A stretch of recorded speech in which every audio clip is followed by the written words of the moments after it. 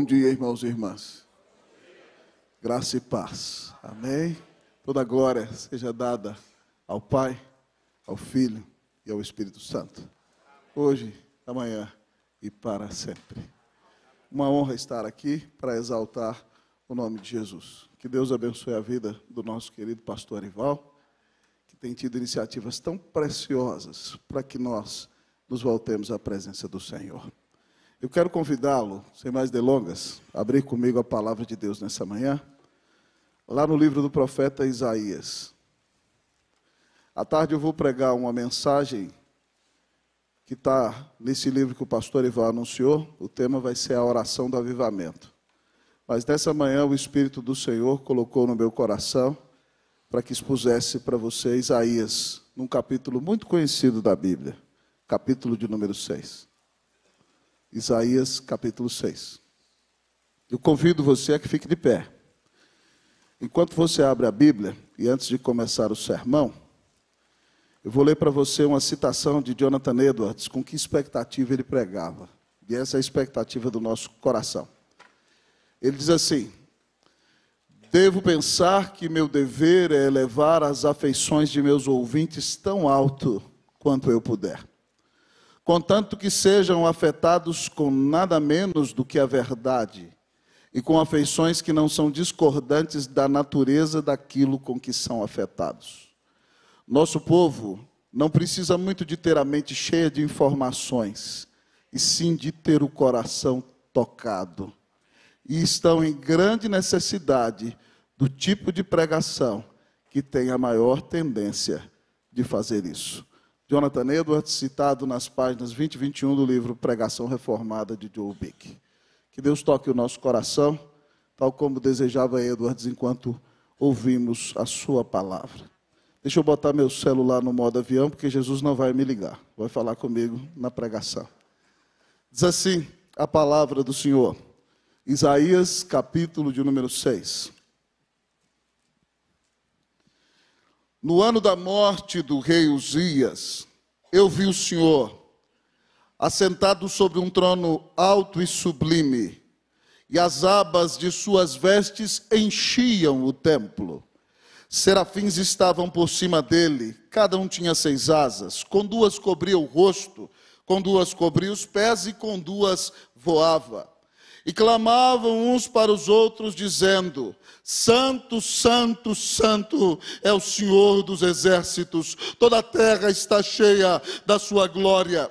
As bases do limiar se moveram à voz do que clamava, e a casa se encheu de fumaça. Então disse eu: ai de mim, estou perdido, porque sou homem de lábios impuros, habito no meio de um povo de impuros lábios, e os meus olhos viram o Rei, o Senhor dos exércitos. Então um dos serafins voou para mim, trazendo na mão a brasa viva que tirara do altar com uma tenaz. Com a brasa tocou a minha boca e disse: eis que ela tocou os teus lábios, a tua iniquidade foi tirada e perdoado o teu pecado. Leiam comigo o versículo 8, irmãos. Depois disto, ouvi a voz do Senhor que dizia: a quem enviarei? E quem há de ir por nós? Disse eu: eis-me aqui, envia-me a mim. Oremos uma vez mais. Pai, nós nos humilhamos diante da tua santa presença. Fomos guiados, Deus, para pedir que o Senhor nos dê o Espírito Santo. Então, Senhor, dá-nos do Espírito Santo. Ele já habita em nós, mas o Senhor pode nos fazer transbordar dele. Então, dá-nos do teu Espírito, Senhor. Nós acreditamos que o Espírito fala por meio da palavra, porque ele mesmo foi quem inspirou a palavra. Mas nós também sabemos que o Espírito Santo é humilde, porque ele quer glorificar a Cristo. Ele quer exaltar o nome do Senhor sobre todas as coisas.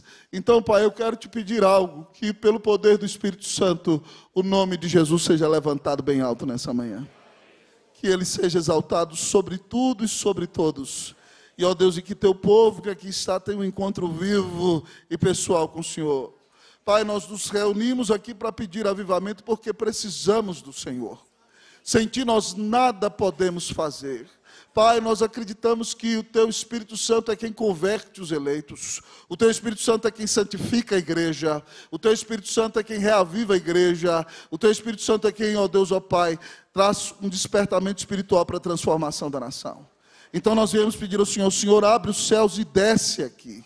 Manifesta a Tua presença graciosa nesse lugar.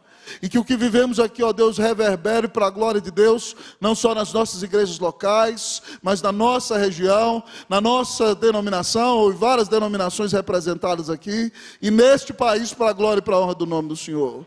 Restaura-nos, ó Deus, para a glória e para a honra do nome de Jesus. Fala aos nossos corações, ó Deus, e fortalece-nos para os grandes desafios que temos pela frente. Tudo te pedimos, Pai, em nome de Jesus, para a glória de Jesus. Quanto a mim que vou pregar, ser propício a mim, pecador, Senhor. Que Cristo seja exaltado sobre tudo e sobre todos nessa manhã. Nós oramos em nome de Jesus. Amém. A igreja pode sentar-se. O sangue dos mártires é a semente da igreja. O sangue dos mártires é a sementeira do Evangelho. Essa frase, irmãos, foi imortalizada por um dos pais da igreja, o grande Tertuliano de Cartago. Falando, amados irmãos, sobre o grande crescimento que a igreja cristã teve nos primeiros séculos dentro do Império Romano, a ponto de chegar a dominá-lo já no ano 300. Ele disse que a igreja cresceu também por causa da perseguição. É quando Paulo canta para o nosso lado que nós nos voltamos para a presença do Senhor e oramos e choramos, e Ele então manifesta a sua glória e nos dá a bênção de crescer. Talvez você está aqui nessa manhã, está enfrentando perseguição na sua igreja local, está vivendo momentos difíceis, um momento de grande luta, mas irmãos, a Bíblia diz que todo aquele que quiser viver piedosamente em Cristo Jesus será perseguido. Então, se você está sendo perseguido por pregar o Evangelho, por viver na presença do Senhor, dê glória a Deus, porque isso vem acontecendo com os teus irmãos há mais de 2000 anos. E aqui, amados irmãos, neste texto, nós lemos sobre o profeta Isaías. E o profeta Isaías foi um mártir. Foi alguém que deu a vida por causa do chamado. Foi alguém que morreu por causa do nome de Jesus. Isaías, irmãos, é o maior pregador do Antigo Testamento. Isaías pinta quadros diante dos nossos olhos. Enquanto ele está pregando, é como se nós víssemos o que está acontecendo diante dos nossos olhos. Ele, amado irmão, é o pregador de Jesus 700 anos antes de Jesus vir ao mundo. Você pode ler Isaías 52:13 a 53:12 e ver com clareza a descrição da morte do Senhor Jesus, com tanta vividez como você pode perceber nos próprios evangelhos. Isaías, amados irmãos, é um santo profeta do Senhor. Ele foi chamado com aproximadamente 20 anos de idade e teve 60 anos de ministério, irmãos e irmãs, pregando a palavra de Deus e sendo uma grande bênção. Mas Isaías precisa, amado irmão, de um encontro vivo com Deus vivo, para enfrentar todos os desafios do ministério. Ele precisava de um avivamento pessoal.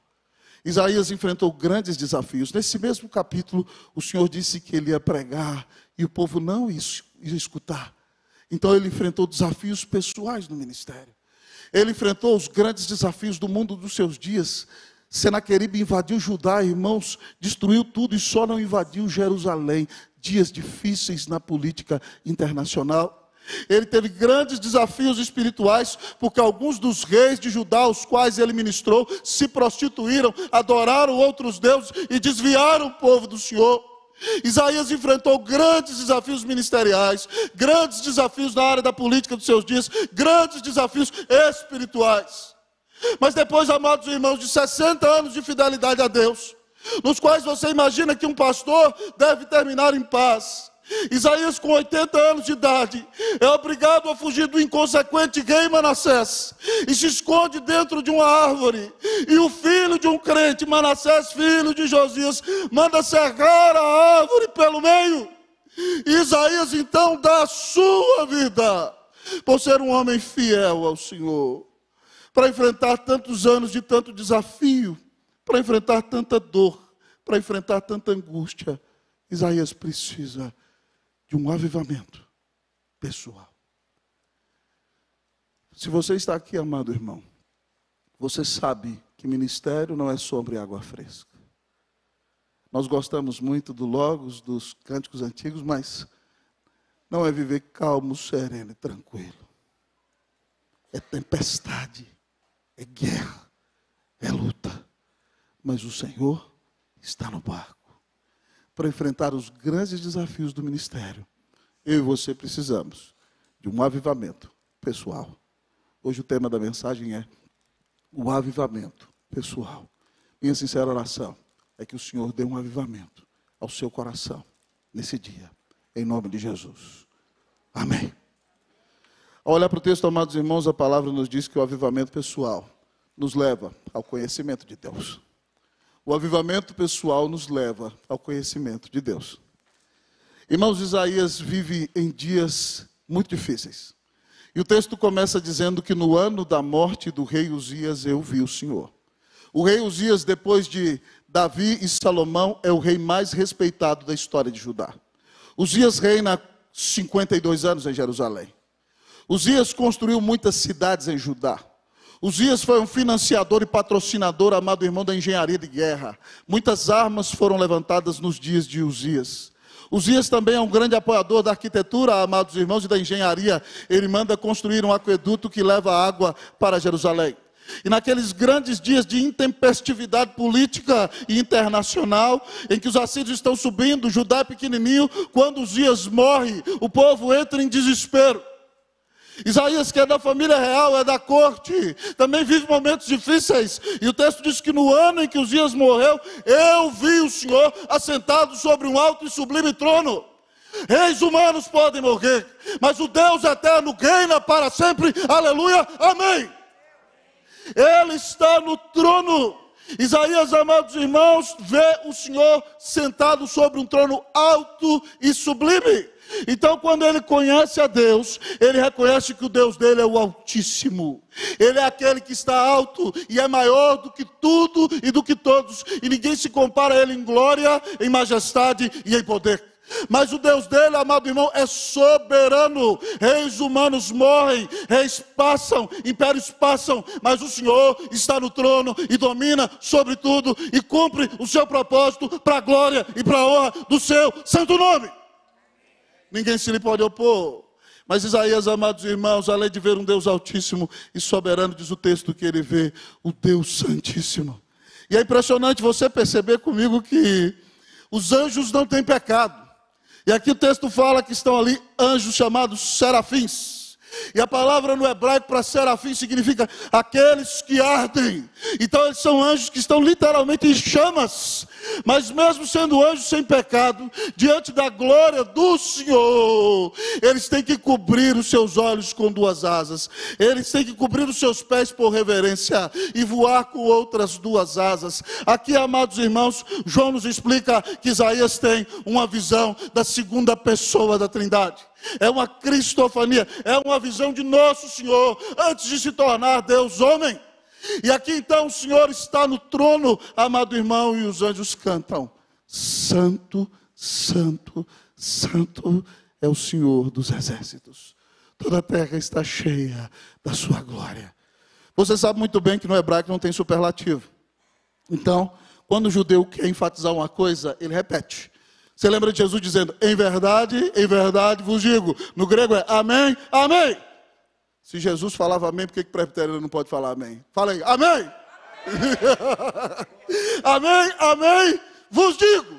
Mas quando era algo que deveria ser tremendamente enfatizado, então o judeu repetia 3 vezes. E esse é o único atributo de Deus que aparece repetido 3 vezes na Escritura, para dizer que Deus é santo, santo, santo. Deus é santíssimo. Isso significa, amado irmão, 2 coisas. Primeiro, que ele está separado da sua criação.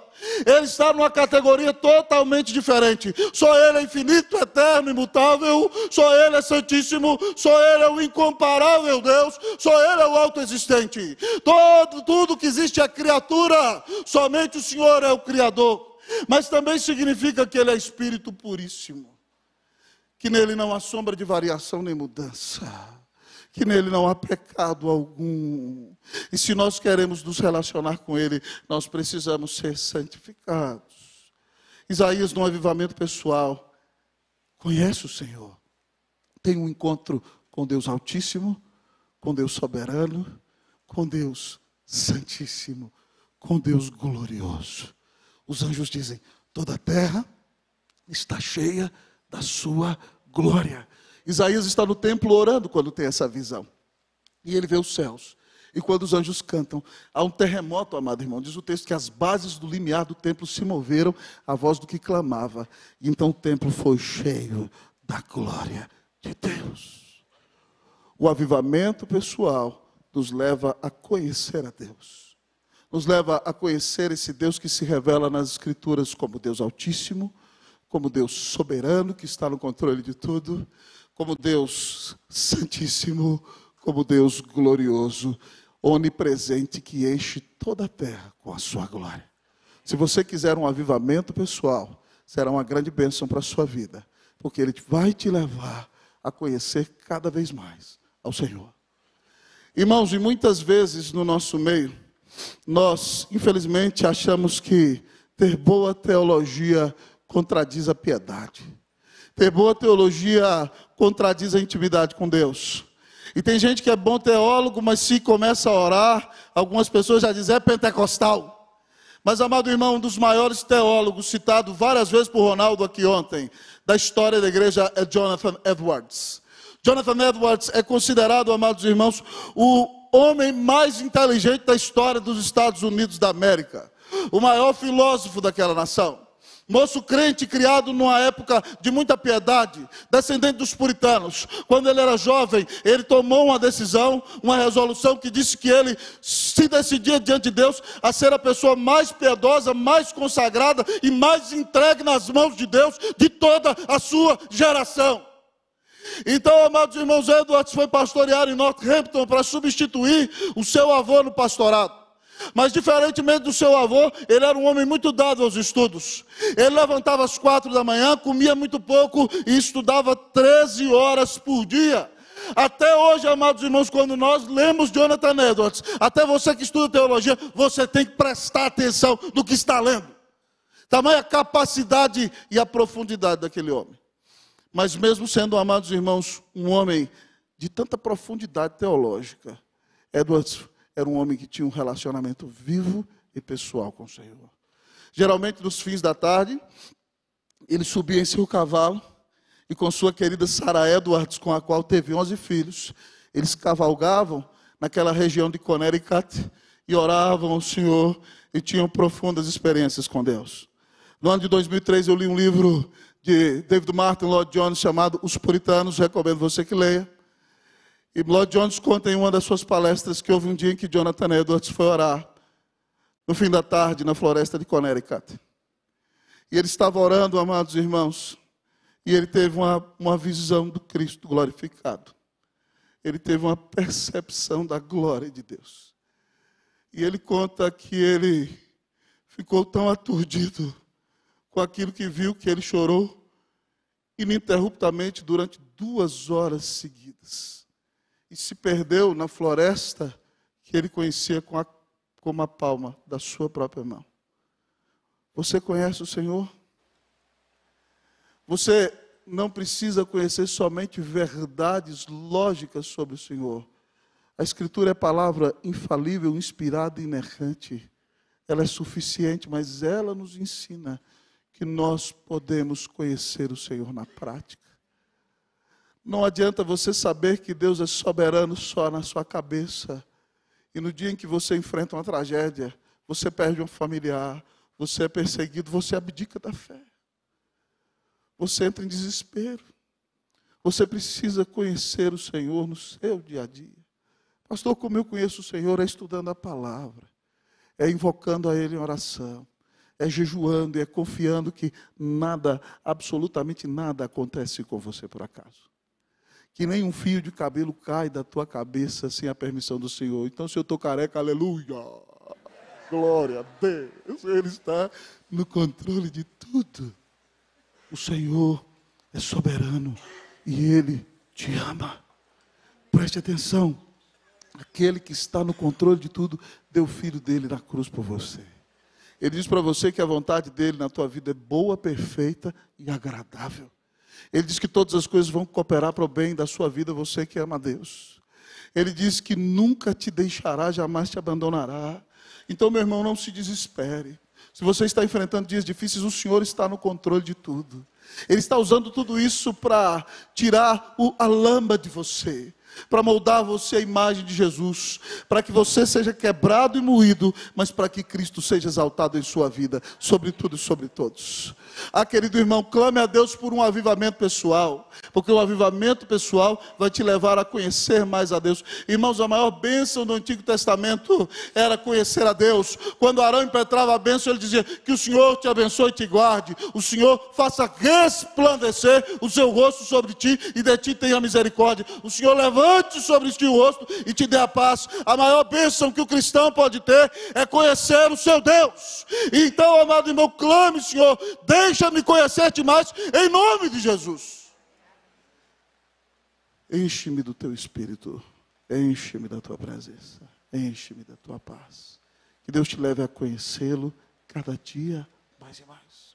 Que você navegue no oceano da intimidade com o Senhor, contemple a sua glória na face de Cristo e seja cheio de Deus e vazio de si mesmo. Que Deus nos dê um avivamento pessoal em nome de Jesus, amém, irmãos? Amém.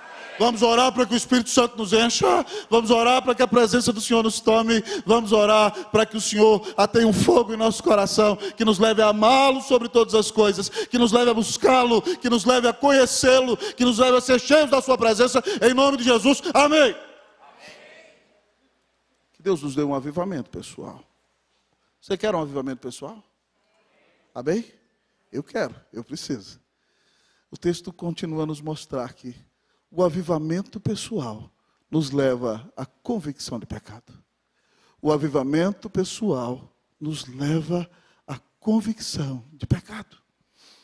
Irmãos, ninguém pode ver a Deus e viver a glória do Senhor. Isaías tem consciência disso.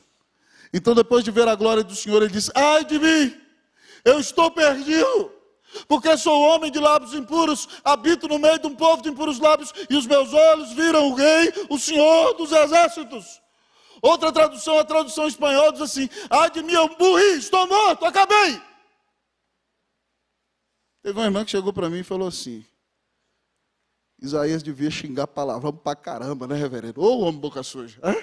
Quando ele viu a Deus, ele falou assim: eu tenho lábios impuros, e os judeus deviam falar um palavrão atrás do outro. Eu falei: ô, minha irmã, não é nada disso não. Lábios impuros, irmãos, significa coração impuro. Lembra que Jesus disse?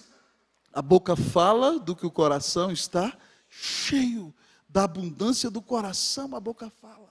Então, quando Isaías diz que ele é homem de lábios impuros, ele está dizendo, amado irmão, que ele é pecador desde o âmago, que ele é pecador desde o íntimo, que a sua essência é pecaminosa. Ele é um judeu da aliança, mas na presença de Deus ele está reconhecendo que ele é pecador desde o mais íntimo, e o seu povo é pecador no coração, e por isso ele grita: ai de mim. Quando nós temos um avivamento pessoal, amados irmãos, nós somos visitados com convicção de pecado. O Senhor nos mostra quem nós somos, o Senhor nos mostra a nossa maldade, e pasme com isso: para ser salvo, todo mundo precisa reconhecer que é pecador. Quem se acha bom não é salvo, irmão. Quem se acha santo demais não precisa de Jesus. Eu sou um terrível e miserável pecador. É por isso que eu preciso ouvir o Evangelho todos os dias, para entender o quanto eu sou mau e o quanto eu careço da graça do Senhor. Amados irmãos, o avivamento pessoal nos leva à convicção de pecado, nos leva a sentir dor por causa da nossa maldade, nos leva à tristeza por causa do nosso pecado, nos traz muitas vezes angústia por ofendermos a Deus em sua santidade e por não honrarmos o Senhor como deveríamos honrar, mesmo depois de regenerados. Nós somos terríveis pecadores, irmãos, mas graças a Deus, porque Cristo Jesus veio ao mundo para salvar os pecadores. Se você quer ser, amado irmão, usado nas mãos de Deus, você precisa reconhecer a sua miséria. Você precisa reconhecer a sua podridão. Você precisa reconhecer a sua maldade. O grande problema dos fariseus religiosos dos dias de Jesus, porque eles não creram no Senhor, porque eles se achavam bons. Lembra daquele dia em que Jesus estava lá em Cafarnaum? Ele passou na coletoria e você sabe que publicanos são odiados, porque eles são traidores dos judeus. Eles se venderam para os romanos para cobrar impostos, estão extorquindo seus próprios irmãos, e agora, amados irmãos, eles estão enriquecendo. Então o puritano não pode entrar, o publicano não pode entrar na sinagoga, e não pode entrar, amado irmão, na igreja naqueles dias. Se ele passa de um lado da rua, o fariseu passa do outro e ainda cospe no chão. O publicano, amado irmão, é rejeitado naqueles dias, ele é um pária. E de repente, amado irmão, ali está Mateus. E Jesus diz para ele, segue-me. E ele larga aquela dinheirada toda lá e segue Jesus. E ele fala assim para Jesus, Senhor, eu tenho uma turma aí que é meio da pesada, meus amigos.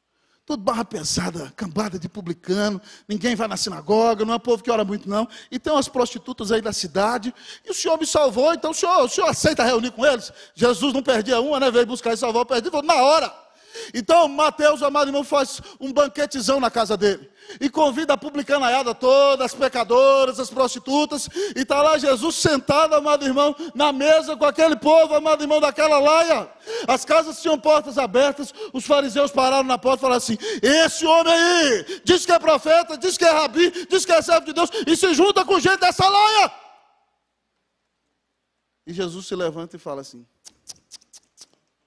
vocês não entenderam nada. Né? Os sãos não precisam de médico. E sim os enfermos. Eu não vim chamar justos, mas sim pecadores para o arrependimento. Lá quando ele salva Zaqueu, o chefe da máfia dos anões do orçamento de Jericó, ele diz assim, porque o Filho do Homem veio buscar e salvar o perdido. Essa é a missão de Jesus, salvar pecadores. Irmãos, eu fico perplexo, sabem por quê? Porque nós, quando viemos a Cristo, nós reconhecemos quão miseráveis éramos e como Ele nos resgatou. Mas de repente você começa a vir para a igreja, você começa a orar, você começa a jejuar, você vem para o congresso de avivamento e daqui a pouco você começa a se achar bom. Aí você tem um irmão da igreja que não pode vir, aí você liga para ele, seu safado, por que você não foi no congresso de avivamento? Hã? Você já tem justiça própria. O nosso coração é uma desgraça, amado irmão, desculpa usar esse termo, mas ele é terrível porque ele quer voltar para o modo de justiça própria. E aí Deus levanta você, e você faz mais do que qualquer pessoa faz na obra de Deus, e de repente você fala, aquele miserável não faz nada, eu pelo menos estou fazendo alguma coisa. Justiça própria. Irmãos, nós precisamos do Evangelho todos os dias, precisamos reconhecer a nossa miséria todos os dias. De repente Deus começa a nos abençoar, começa a nos usar, e nós começamos a achar que nós somos bons, amados irmãos. E amados irmãos, então o Senhor nos mostra o nosso pecado e a nossa miséria. Um avivamento pessoal é uma bênção, porque nos leva a ver todos os dias quem nós somos. Nós não somos melhor do que as pessoas que estão ao nosso lado, nós não somos melhor do que as pessoas da igreja, nós não somos melhor do que as pessoas que estão se prostituindo no mundo. Nós merecemos o inferno, a ira de Deus. Nós somos pecadores. E se estamos aqui, amado irmão, sendo abençoados, é só pela graça do Senhor. Então, meu irmão, reconheça a sua miséria. Reconheça onde você tem ofendido ao Senhor. Reconheça onde sua vida tem apagado o Espírito Santo. Reconheça quando você voltou para o modo de justiça própria e começou a se achar bom, porque você deixou tudo e foi para um campo missionário. Você começa a se comparar com os outros e começa a se achar bom. Pare com isso, você merece o inferno. Nós somos terríveis pecadores, irmãos. Se Deus não tiver misericórdia de nós estamos perdidos. Vou compartilhar algo com os irmãos com o fim de exaltar Cristo. Nós reformados cremos que a palavra é a revelação de Deus, inspirada, infalível e inerrante. Mas nós não negamos a experiência com Deus. Ela está debaixo das Sagradas Escrituras. Ela não é regra, mas a própria Escritura nos desafia a ter experiência com Deus.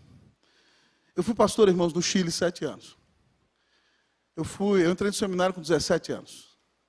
Fui ordenado com 21 anos de idade. Numa semana, eu formei, fui ordenado e casei. E fui para o Chile, 1 mês e meio depois. Nós somos Pastor Ival estava apoiando a igreja do Chile esses dias. Nós fomos para um grande desafio no Chile. A igreja americana tinha influenciado a igreja chilena até a década de 60. E em 50 anos aquela denominação só tinha plantado uma igreja. E Deus gosta de usar as coisas loucas do mundo para envergonhar as sábias. Eu fui pastorear essa única igreja. E foi um tempo de muita luta. Quando eu saí do Brasil, eu vi reverendo Wilson de Souza Lopes pregando muita oração, muito poder, pouca oração, pouco poder, nenhuma oração, nenhum poder. E diante daqueles desafios que nós tínhamos lá, nós nos voltamos para Deus em oração. Deus despertou a igreja, outras igrejas chilenas quiseram pastores brasileiros, nós levamos amigos nossos, houve um tempo que nós éramos 10 brasileiros com suas famílias. Para a glória de Deus, o nosso ministério ali, naquela época, nos primeiros 7 anos, revitalizou 6 igrejas, nós plantamos outras 5, organizamos um seminário, onde foram formados mais de 12 pastores chilenos, e a igreja chilena, que só vinha morrendo naqueles primeiros 7 anos, recebeu mais de 800 membros, por uma visitação de Deus. E quando eu estava na metade da minha trajetória, eu quero mostrar para você o quanto eu não valho nada. No setembro de 2003, eu fui pregar num Congresso Nacional de Jovens do Chile. Eu era um jovem pastor de 24 anos. E para minha alegria, minha esposa estava grávida. Uau! Ela precisava ficar de repouso. O acampamento da igreja na praia, um lugar espetacular. E lá haviam jovens de todo o país e eu era um dos preletores do evento, batendo papo com os amigos durante o dia, eu tinha que pregar à noite. À tarde eu fui para o quarto. E estando ali no quarto, eu comecei a orar. Olha para você ver que até no meio das coisas santas o nosso pecado se manifesta. E eu comecei a orar, falei assim, Senhor, obrigado. Feliz demais, Deus explodindo. Obrigado, Senhor, porque eu sou um jovem pastor de 24 anos, o Senhor está me usando para pregar em outro idioma, de norte a sul do país, pregando em outra língua. Glória a Deus. E eu falei, obrigado, Senhor, porque a igreja que eu estou pastoreando está crescendo, aleluia. Obrigado, Senhor, porque nós organizamos um seminário. Obrigado, Senhor, porque eu só com 24 anos estou liderando pastor de 50, uma equipe de 10, glória a Deus por isso. E aí comecei a agradecer, obrigado, Senhor, orgulho miserável, pecador desgraçado. Obrigado, Senhor, porque agora, além de tudo, minha mulher está grávida. Só está dando tudo certo na minha vida, oh, coisa boa. De repente, irmãos, naquele momento no quarto, o Senhor, na sua providência, me guiou a fazer algumas perguntas para o meu coração. E eu comecei a me perguntar o seguinte, mas se Deus tirasse a igreja Cristo me pastor, eu continuaria amando ao Senhor e continuaria agradecendo? Se Deus tirasse a liderança da equipe do Chile, eu continuaria agradecendo? Se Deus tirasse as preleções de norte a sul do Chile, as pregações de distintas denominações, eu preguei em tudo que é denominação que você pensar lá, eu continuaria agradecendo? Se Deus fechasse o seminário, eu continuaria agradecendo? Se Deus levasse o nosso bebê, eu continuaria agradecendo? Se Deus tirasse a minha voz, tem gente que tem muitos dons, Arival tem muitos dons, eu só tenho um dom só. Será que eu continuaria agradecendo? Irmãos, naquele momento, no quarto, eu tive a percepção de que o Senhor ia tirar tudo. Eu caí de joelhos e comecei a pedir perdão ao Senhor. Eu disse, Senhor, me perdoa porque eu sou um miserável pecador. Eu quero dizer que o Senhor tem misericórdia de mim. Mas pela tua graça, eu te amo por quem tu és. Porque tu deste Cristo por mim. E, Senhor, o Senhor pode tirar o que o Senhor quiser, o Senhor é Deus. Eu só peço ao Senhor que não tire a Cleuzinha, não, ela é o amor da minha vida. Se o Senhor tirar ela, eu não sei o que eu vou fazer. E se o Senhor tirar minha voz, eu vou ter que aprender a fazer outra coisa, porque eu só fui preparado para pregar. E Deus trouxe um grande quebrantamento na minha vida, e eu fui humilhado pelo Senhor naquele dia, por causa do meu pecado. À noite, para a glória de Deus, nós tivemos uma visitação de Deus no acampamento. Depois da pregação, 200 jovens vieram à frente, um apelo, e cantaram 3 horas ininterruptas com a presença do Espírito Santo ali. Naquele dia, Deus chamou 8 moços para o ministério. 2 deles, infelizmente, foram disciplinados, mas 6 ainda são pastores, para a glória de Deus. Eu voltei para Santiago. Uma semana depois, entrando no 4º mês de gravidez, nós perdemos o nosso bebê. E outro dia eu estava pensando, eu não sou mais o pastor da Sexta Igreja, eu não sou o líder da equipe do Chile, o seminário não tomou os rumos que a gente desejava, mas louvado seja Deus, porque eu sou de Jesus, e ninguém me tira das mãos dele. É só pela graça. Qual é o seu pecado, irmão? O que você tem colocado no lugar de Deus? Peça ao Senhor que tenha misericórdia da sua vida. Bata no peito e diga, Senhor, ser propício a mim, pecador. Esse congresso, irmão, foi para trazer à luz o esgoto da sua alma. O que você tem feito que tem apagado o Espírito Santo? Você se acha melhor do que os outros? Você é cheio de justiça própria? Você anda entregue a toda sorte de pecado? Cometendo pecado no secreto, você acha que o Espírito Santo não está vendo. O Senhor está vendo tudo. O seu coração, o Senhor está lendo nesse momento. Em nome de Jesus, se arrependa do seu pecado. A Bíblia diz em Provérbios 28:13 que o que encobre as suas transgressões jamais prosperará. Mas o que as confessa e deixa, alcançará misericórdia. Abra o esgoto da sua alma. Deus não é bobo, Deus não acha que você vai deixar de pecar. Deus conhece a sua natureza. O Senhor quer que você seja honesto e confesse o seu pecado. A Bíblia diz que se confessarmos os nossos pecados, Ele é fiel e justo para nos perdoar os pecados e nos purificar de toda injustiça. Que o Senhor nos dê convicção de pecados, irmãos, nessa manhã e todos os dias da nossa vida. Em nome de Jesus. Amém. Você quer um avivamento pessoal? Amém?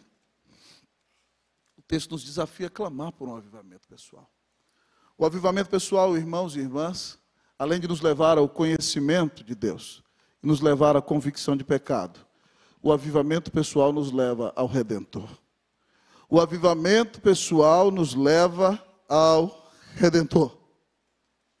O texto das Escrituras, irmãos, nos dizem que quando Isaías se reconhece pecador, então daqueles serafins que estão lá no trono de Deus, voou. E aí então ele tinha uma tenaz, uma tesoura angelical, gigantesca.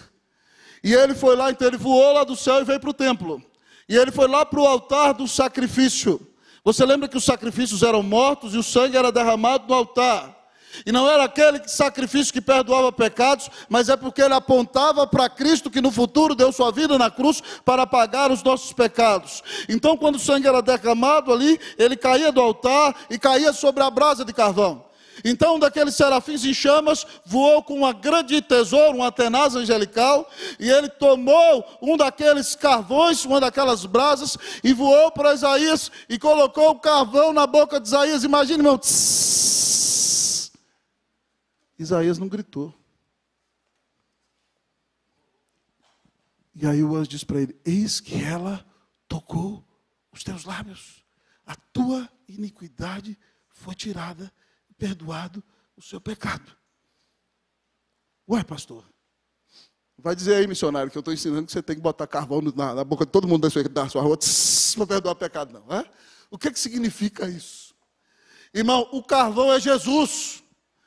O altar onde se derrama sangue, amado irmão, o altar de Jesus foi a cruz. E o carvão descido dos céus para tocar a boca, que é o coração. Lembra que a boca é o coração? Oh, amado irmão, quando a brasa toca a boca, significa que o coração foi purificado, porque o fogo purifica. Essa brasa simboliza Jesus. Isaías, amado irmão, se encontrou com o Redentor, que deu a vida na cruz para salvá-lo. Quando o anjo toma a brasa do altar, significa que o sangue derramado para pagar os pecados de Isaías lavou o seu coração, mudou a sua vida, deu a ele uma nova natureza. A sua iniquidade foi tirada, foi perdoado o seu pecado. Agora Isaías é uma nova criatura. O avivamento pessoal nos leva ao Redentor. nos leva a ter um encontro vivo e pessoal com Jesus. Irmãos, nós precisamos de Jesus todos os dias. Você precisou crer em Jesus para ser salvo, aleluia. Mas você precisa de Jesus todos os dias para crer na santificação. Você só vai dar certo no ministério, só vai ser um crente melhor se você ouvir o evangelho todos os dias. Porque você precisa reconhecer o quanto você é mau e precisa reconhecer o quanto o Senhor te amou, para que você busque a presença dele todos os dias, creia nele e tenha um relacionamento vivo e pessoal com Jesus, pois nunca ninguém te amou como ele. Ele deu a vida na cruz para te salvar, ele pagou os teus pecados, amado irmão, ele ressuscitou. Preste atenção, Cristo é Deus e homem. Ele é Deus, amado irmão, porque somente alguém do tamanho de Deus podia pagar uma dívida eterna contra Deus. Mas ele se tornou homem, amado irmão, porque fomos nós que pecamos, e ele, como nosso representante, deu a vida na cruz do Calvário no nosso lugar. O que você merecia sofrer no inferno, Jesus sofreu na cruz. O mar da ira de Deus batia contra ele, e ele gritava: Deus meu, por que me desamparaste? E quando ele deu um brado, entregou o seu espírito, diz: está pago. A Bíblia diz que o véu do santuário se rasgou. E agora a presença de Deus é democratizada para gente de toda raça, de toda língua, de cada tribo, de cada nação. Por isso em São Paulo nós estamos com Jesus. O avivamento pessoal nos leva ao Redentor. Preste atenção, irmãos, uma das grandes características do avivamento é que o nome de Jesus é levantado sobre tudo e sobre todos. Um dos maiores pregadores que eu admiro na história da igreja, George Whitefield. Quando eu fiz pós-graduação em pregação, escrevi uma breve biografia dele. George Whitefield, um pregador que marcou a história. George Whitefield foi um moço muito usado por Deus. Ele foi convertido por Deus, amados irmãos, e foi ordenado diácono na igreja da Inglaterra. E quando foi pregar a primeira vez, jejuou 2 dias. E quando ele pregou, o Espírito Santo começou a tomar conta. 2, 3 pessoas desmaiaram de convicção de pecado da pregação. E ele começou a ser tão usado por Deus, amados irmãos, no século XVIII, que a pastorada inglesa tinha medo da sombra, não era igual o reverendo Arival, o santo varão de Deus. Começaram a fechar as igrejas, não deixavam ele pregar. Ele foi pregar nas minas de carvão, e ele pregava para 10, 20 mil, 30 mil pessoas.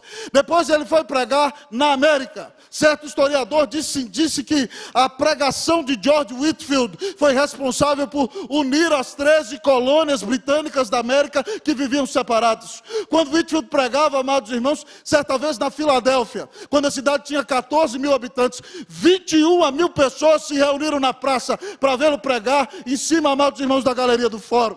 E quando ele pregava, Deus manifestava o seu poder. Mas a pregação de Whitefield, irmão, sempre exaltava a Cristo. Ele, amado irmão, apontava o pecado do pecador, exaltava a Cristo, fazia um apelo: você precisa nascer de novo. E depois mostrava a esperança que o pecador tem em Deus. Quem diz isso é Steven Lawson, no seu livro que é a biografia de Whitefield. Esse homem era muito usado por Deus. Muitas vezes ele pregava, Deus convertia milhares de pessoas. Ele pregou na Inglaterra, pregou na Irlanda, pregou na Escócia. E onde ele pregava, irmãos, nós víamos dezenas de milhares de conversões.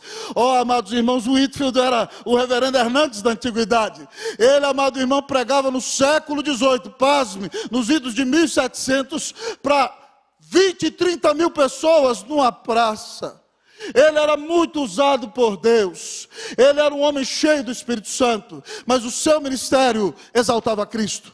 E Deus o abençoava tanto. Certa vez ele estava pregando na Filadélfia, e ele começou falando da maldade do nosso pecado, isso que eu falei para você agora, da ira de Deus sobre o pecado. E ele dizia: pecadores, se vocês não se converterem, os trovões da ira de Deus do inferno cairão sobre vocês. Enquanto ele pregava, irmão, o céu fechou, e começaram a cair trovões, pá, relâmpagos. O povo entrou em desespero, com convicção de pecado, pensando que ia morrer naquela hora. Mas de repente, depois que ele expôs a maldade humana um tempo, ele diz: mas se vocês se arrependerem hoje e crerem na bondade e no amor salvador de Jesus, Deus fará brilhar sobre vocês o sol da sua justiça. E de repente, irmãos, as nuvens se dissiparam e o sol brilhou poderoso naquele momento.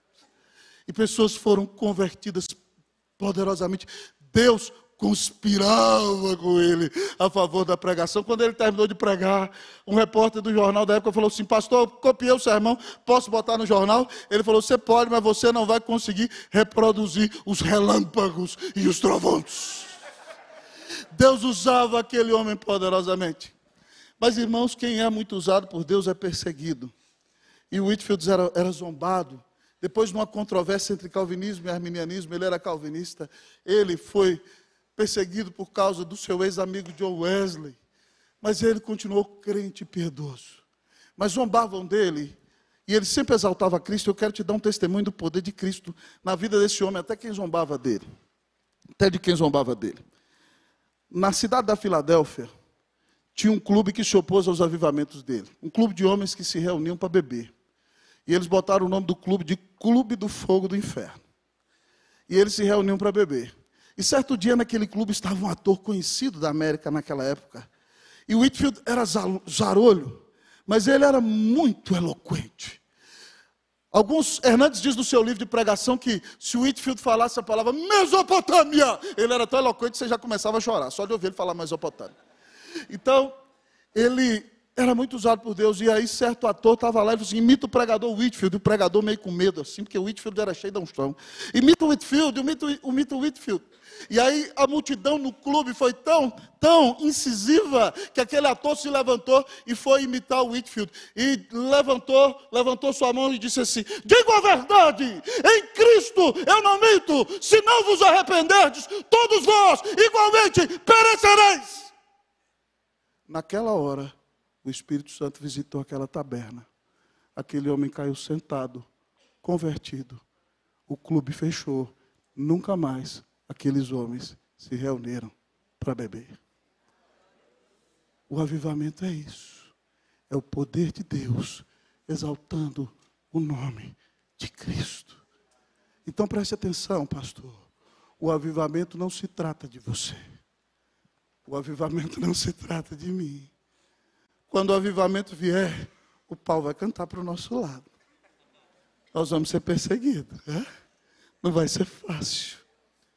Mas o Senhor vai ser exaltado. Ele vai crescer.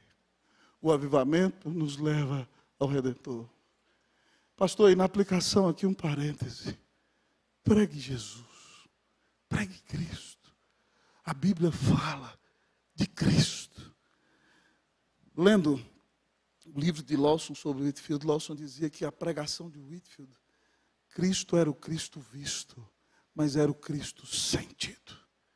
E hoje no meio reformado, irmão, Deus tem levantado gente para nos dizer que cada texto das Escrituras tratam de alguma maneira da cosmovisão reformada. Ou eles falam da grandeza de Deus, ou da maldade do nosso pecado, ou da obra do Redentor na cruz e da consumação. E se a Bíblia inteira fala sobre isso, então de cada texto das Escrituras, por causa dessa teologia bíblica, você pode chegar a Cristo.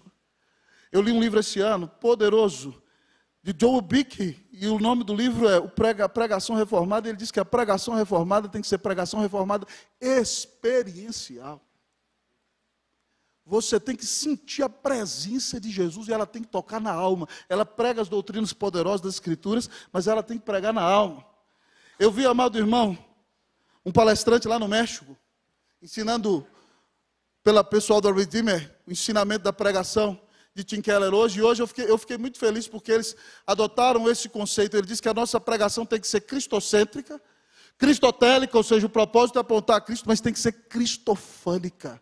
O que significa isso? Quando eu estou pregando aqui, Jesus está caminhando no meio da igreja. Ele está falando com você. É o que Lutero dizia: você pode ver o pastor, ouvir a voz do pastor, mas se ele prega com fidelidade, quem está falando com você é o Senhor.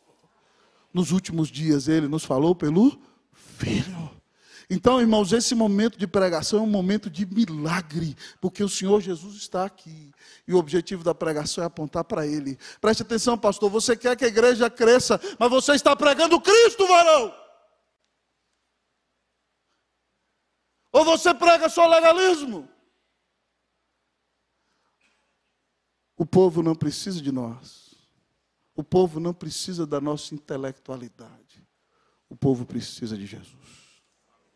Então, que você conheça o Redentor, que você busque o Redentor, que você creia no Redentor, que você ame o Redentor, que você ande com Ele todos os dias. Ele diz que estaria com você todos os dias até a consumação do século, do cumprimento da missão.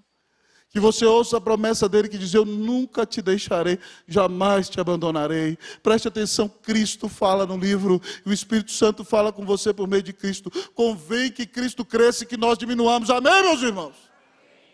Que Deus nos dê um avivamento pessoal, para que Cristo seja exaltado sobre tudo e sobre todos. Que você conheça mais a Jesus, que você ame mais a Jesus, que você seja cheio de Jesus, que você pregue a Jesus. Que Deus te abençoe, em nome de Jesus. Amém! Pastor Evaldo disse que eu podia pregar até 10 horas. Tá? Que Deus nos dê um avivamento pessoal, amém? Que Deus sopre o seu vento de graça sobre nós. O avivamento pessoal nos leva ao conhecimento de Deus, nos leva à convicção de pecado, nos leva ao Redentor. Mas o avivamento pessoal nos leva à missão.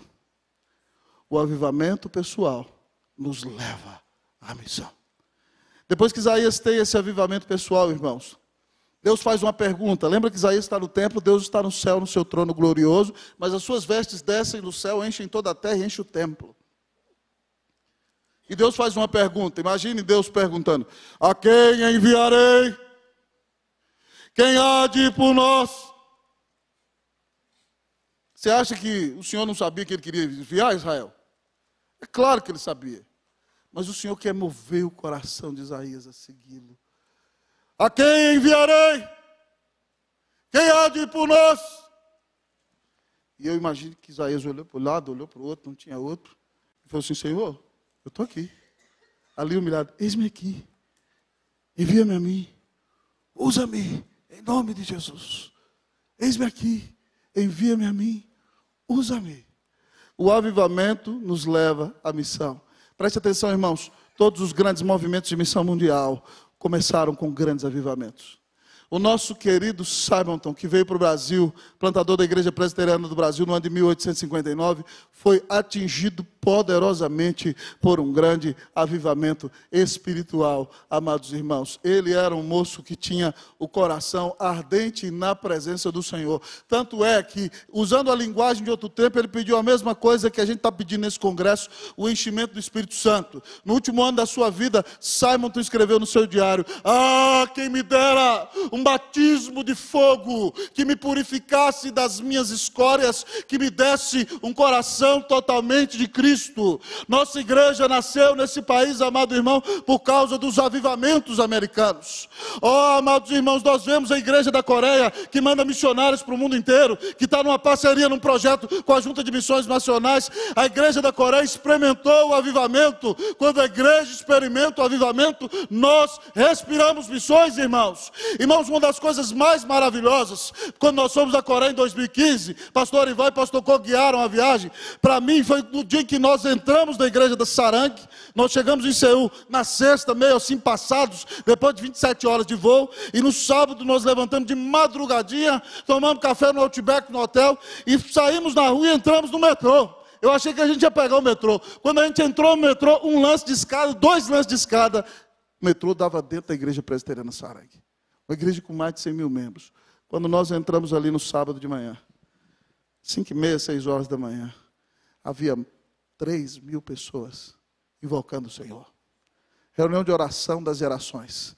Você via criancinhas invocando o Senhor, adolescentes, jovens, os pais, os avós, até os bisavós. Irmãos, quando você entrou ali, parecia que você podia pegar na presença do Espírito Santo naquele lugar. O poder de Deus estava ali. Se nós queremos, irmãos, ser instrumento na missão, nós temos que consagrarmos-nos em nossa vida de oração. Nós temos que dobrar os nossos joelhos na presença do Senhor. O avivamento nos leva à missão, nos leva a plantar igreja, nos leva a sair de nós mesmos, nos leva a entregar a nossa vida nas mãos de Cristo Jesus, nos leva a ser uma grande bênção nas mãos de Deus. Irmãos, um dos pregadores que eu mais admiro no final do século XX é o Dr. David Martin Lloyd Jones. Homem tremendamente usado por Deus. Lloyd Jones era médico da equipe da rainha da Inglaterra. Com 28 anos de idade, ele era considerado um dos melhores cirurgiões de Londres. Ele era auxiliar de Lord Horder, o médico do rei. Ele formou-se no Hospital de São Bartolomeu, uma das maiores escolas de medicina do mundo. Lá, por exemplo, foi o lugar onde foi descoberta a penicilina. Então, Lloyd Jones era um médico de prestígio, mas ele começou a ser usado nas cirurgias para curar as pessoas. Ele era um crente. E ele dizia que Deus usava para curar as pessoas, e elas se levantavam e saíam dali para continuar pecando. E ele disse que aquilo gerava uma angústia no seu coração. Ele disse: Deus, eu entrei para a medicina para curar as pessoas, e eu sou usado para curar as pessoas, e elas se levantam daqui e saem e continuam vivendo uma vida pior do que o que elas viviam antes. Eu quero ser usado por ti. E Deus então chama Lloyd Jones para o ministério, irmãos. Aquilo foi uma comoção na Inglaterra. Os tabloides publicaram um grande doutor com uma carreira promissora enlouqueceu, abriu mão de tudo e foi para o sul do país de Gales, para Aberavon. Se eu perguntar aqui quem já foi em Londres, pode levantar a mão, levanta a mão aí. Olha para você ver quanta gente. Agora abaixa a mão. Se eu perguntar quem foi em Aberavon, levanta a mão. Ninguém. Era a roça do Reino Unido. E ele foi para o sul do país de Gales. E ali, amado irmão, numa vila pobre, ele começou a pregar. A igreja não tinha nem dinheiro para pagar o salário dele. Com 28 anos de idade. Mas Lloyd Jones era um homem que pregava a grandeza de Deus, a maldade do pecado. Isso aqui que eu estou pregando para você. A gloriosa salvação em Jesus Cristo. E era um homem de profunda oração. Quando ele pregava, amados irmãos, de trás dele havia um grande poder. E Deus começou a reavivar aquela igreja num lugar pobre. E a igreja explodiu de crescer. Com 1 ano e meio ela já pagava o salário dele. E Deus usava poderosamente, amados irmãos, naquele lugar. Certa vez, amado irmão, aquele homem que renunciou tudo estava pregando, e aí os crentes daquela igreja passavam na rua, cantando e louvando a Deus, e passaram na porta da casa de uma médium espírita. E aquela mulher que era oprimida por espíritos malignos, ficou angustiada e viu eles cantando. Por que eles são tão felizes? E ela então foi para a igreja, amados irmãos, atrás deles. Quero ver porque eles são tão felizes. E chegando lá, Lloyd Jones pregou a grandeza de Deus, a maldade do nosso pecado, a salvação para todo aquele que crê em Jesus. E aquela mulher foi convertida ao Senhor. E quando ela chegou no final do culto para conversar com ele, ela falou assim: pastor, eu sou uma mulher que está acostumada a mexer no mundo espiritual. Mas quando eu entrei aqui, eu senti a presença do Espírito mais poderoso que existe. Mas ele é um Espírito puro. Os espíritos com quem eu mexi são maus, são tiranos. Mas ele é um Espírito bondoso, um Espírito de amor, um Espírito de Deus. Lloyd Jones ficou 10 anos ali. Depois ele voltou para a capela do Westminster. Viveu os grandes bombardeios da época da Segunda Guerra Mundial, a igreja vazia. Mas quando passou a guerra, irmãos, a igreja dele explodiu de crescer. Ele pregava para 3.000, 4.000 pessoas todo domingo. A rainha da Inglaterra, essa mesma Elizabeth que você ouve falar, saía do palácio de Buckingham para ouvir Lloyd Jones pregar. A capela de Westminster era igual a igreja de Pinheiros, não cabia ninguém. Lotada. Deus usava aquele homem com grande poder. Depois ele se aposentou, depois que enfrentou uma luta com câncer, e se tornou um pregador itinerante no final da vida, escritor. E eu vi uma entrevista que ele deu para uma repórter da Inglaterra na época na televisão. Ela perguntou para ele: reverendo, quando o senhor sentiu o chamado para o ministério, para largar a medicina, foi muito complicado? O senhor era um homem de grande prestígio, um dos maiores cirurgiões do país. Foi muito difícil deixar a medicina para servir o Senhor? E Lloyd Jones olhou para ela e falou assim: eu não deixei nada. Eu recebi tudo. Eu não perdi nada. Eu ganhei tudo. Deus só teve um filho e fez dele um missionário e fez dele um pregador. Se você é missionário, não se sinta menos. Você está se assemelhando ao Senhor, ao Rei da Glória, ao Todo-Poderoso Senhor que veio a este mundo para resgatar os pecadores. Talvez ninguém reconheça você. Talvez ninguém não aplauda você. Talvez você enfrente dias difíceis como Isaías enfrentou. Mas o Senhor te trouxe aqui para reavivar o seu coração. Para que você saiba que você tem o maior de todos os privilégios. O privilégio de dedicar a sua vida à causa da missão. A missão de Deus. O avivamento pessoal nos leva à missão. Clame a Deus por um avivamento pessoal, para que você seja mais dedicado, para que você seja mais consagrado, para que você seja mais frutífero, para que você veja a mão de Deus sobre a sua vida, para que Cristo seja exaltado em seu ministério, sobre tudo e sobre todos.